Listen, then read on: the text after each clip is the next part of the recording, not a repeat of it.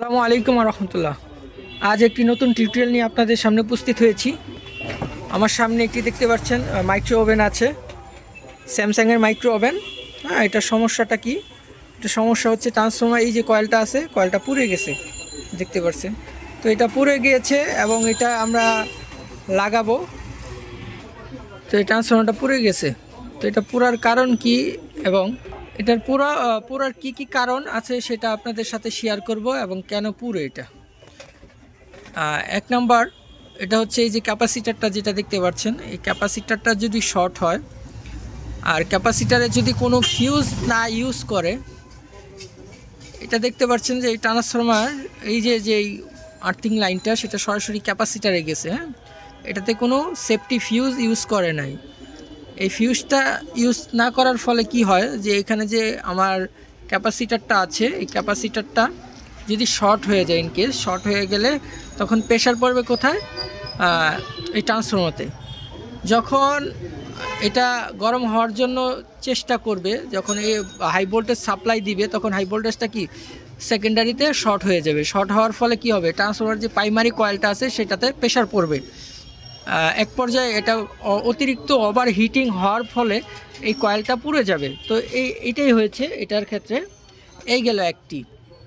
দ্বিতীয়ত হচ্ছে এই যে ম্যাগনেটনটা দেখতে পাচ্ছেন, এই টোনটাও যদি কোনো পর্যায়ক্রমে বডি হয়ে যায়, যেমন এই একটি টার্মিনাল সাথে যদি বডি কখনো হয়ে যায়, সেই ক্ষেত্রেও আমার এই ট্রান্সফর্মারতে এফেক্ট আসবে।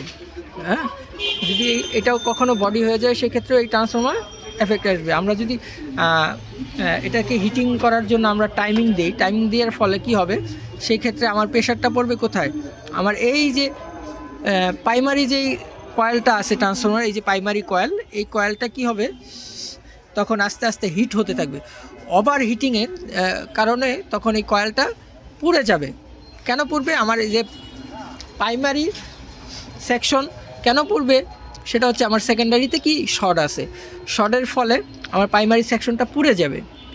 তো এই কারণগুলার জন্য আমার এই ট্রান্সফর্মারটা পুড়ে যায়।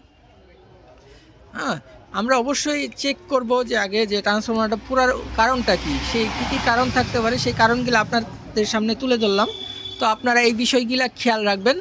এবং আপনারা আরেকটা বিষয় হচ্ছে, এই যে এখানে যে রেকটিফায়ার দেখতেছেন, হাইমানের একটি রেকটিফায়ার, তো এই রেকটিফায়ারটাও যদি বডির সাথে শর্ট হয়ে যায় সেক্ষেত্রেও আমার এই ট্রান্সফর্মারটা পুড়ে যাবে, যদি আমরা সেফটি ফিউজ যদি না থাকে আমাদের এই ট্রান্সফর্মারতে।